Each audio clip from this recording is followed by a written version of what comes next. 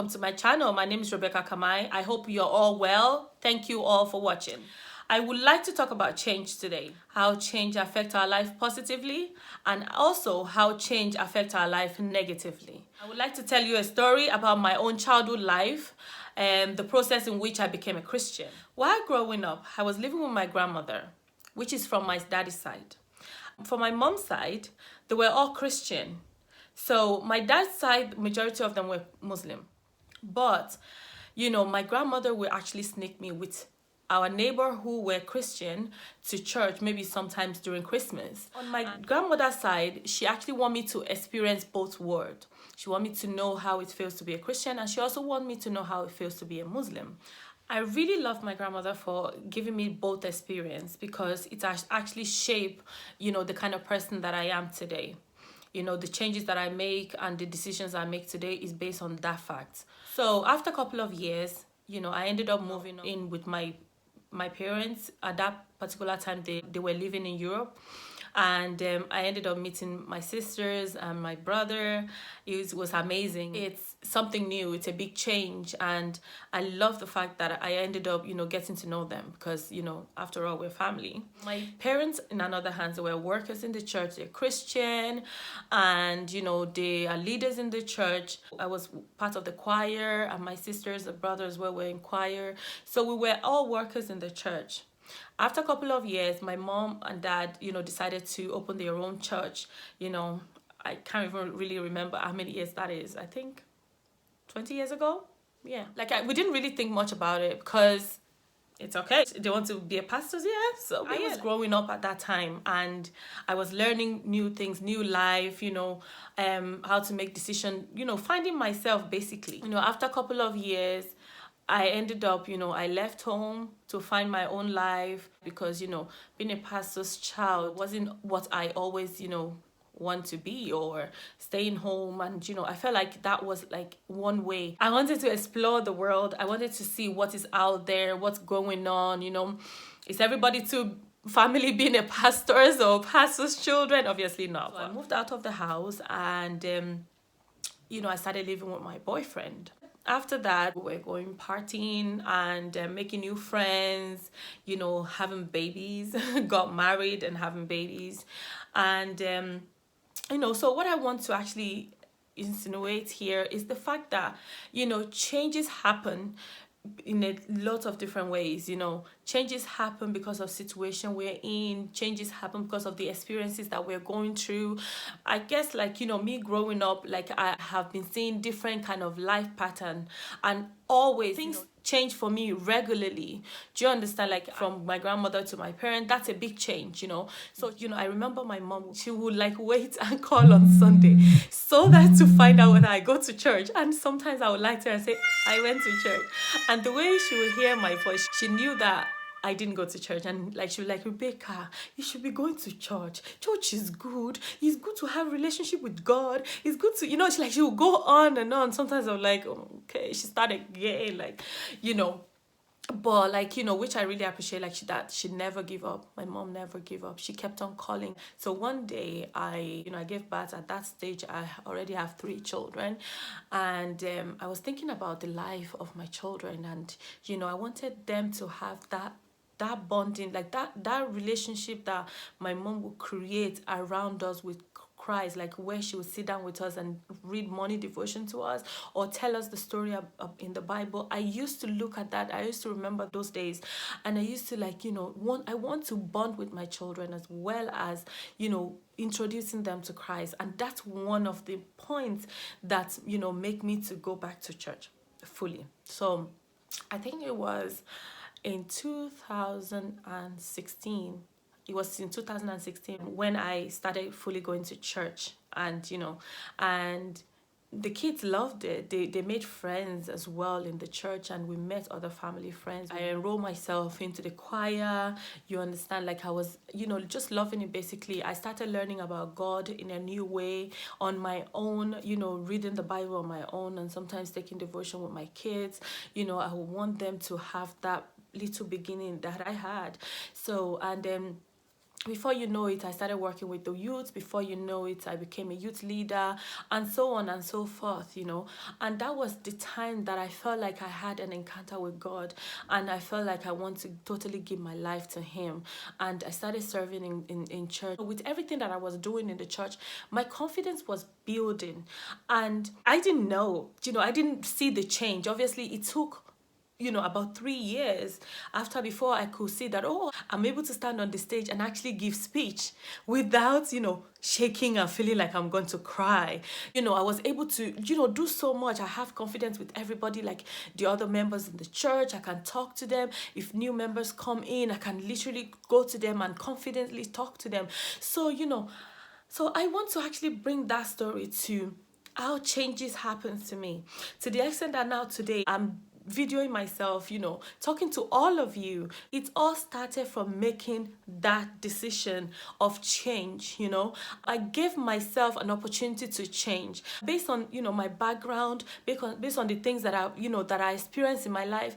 I told myself that, okay, this is the time to change, and which gave me the confidence, that I have today. Change can happen in so many different ways. If for example, you're home and you don't know where to start from, and you don't know where to begin from. You don't know whether you should go to school or whether you should go to work, or maybe you're feeling down or you're confused at this stage. I want to urge you to actually start by, giving something in your community, giving yourself to your church. Don't think about, tribalism, or don't think about, maybe this person is Igbo or Yoruba or Hausa or Irish or whatever. Don't think about the person that is a leader in the church. Be focused on yourself and how to improve yourself and how to change. So, for example, now if you're not a Christian, or, if you don't go to church, you can actually serve in your own local community. You can go there and see what way, during summer, I remember my own community always, host painting day or activities day for children. You can go there and actually tell them whatever way you can help, give back to your community, and through that you will actually realize where you are gifted. I can actually go back and think about me being in that rural village with no proper education, and today now, with obviously with the help of my parents, I am where I am today with a degree. If I can, with everything I ever go through in my life, if I can actually do it, I feel like you can do it. But where do you start from? Start from as little as giving back to your community. Start from as little as, serving in your community. Give back to humanity. If you're feeling like you're kind of person who is charitable, who can donate money, do that. If you're the kind of person that feel like, okay, you can actually, go to church and be in choir, or you be in usher, or you just you know how to read a poem, you know how to do drama or whatever. Do whatever it is that is set in your mind to do. Please motivate yourself and get out of that seat and go to your community and give back. That is the way I went about it, and that's what helped me up to today, and that is what is shaping my own future. All those decisions and all those life experiences and all those things that I was able to do while I was younger. I don't have to work in children department, for example, in my parent church. I actually don't have to be in choir if I don't want to. I don't have to be in usher or communicate with other women. But because I was able to give that, I have that passion to talk with people, be in usher, be in choir, and also teach children departments. All those things, kind of like shape me to the kind of person I am today. I'm not the kind of person that love talking to anyone on the stage. I'm not the kind of person that like to, be on the camera, talk to, I'm very shy, and sometimes, the fear of, oh my God, what people are saying will creep in sometimes. But you know what? I always overlook that, and I always say to myself, look, Rebecca, you have to be better of yourself, and you can do better, and you can actually be greater. I always have vision of what I want to be. Sometimes if I'm watching other people maybe giving a speech on the YouTube or online, or pastor preaching even, that always motivates me. I'll be like, look, if pastor can do that, I can do that. Do you know that kind of thing? If this person can do that, I can do that. I always motivate myself in a little way that I found fit, that I feel like, I can actually, progress. I can actually do this, and I found that through actually, going back to God and actually going back to church and actually giving my little bit that I know. I found that way helpful more than anything else.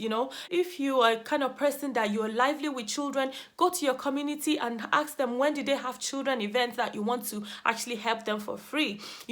If you're a kind of person who can sing, go to your church and actually tell them that I'm not so perfect, but I can sing. That kind of thing. If you're a kind of person who is smiley, jovial, and you are good with people, go to your church and tell them you want to be usher. Don't think about whether the church is a Yoruba church or white church or black church. You need to make that decision today. Go to your local community or go to your local church and actually commit yourself to doing something that will help you personally. That will help you. Forget about if you're doing those for free, because those things that you do for free is what will help you to actually grow.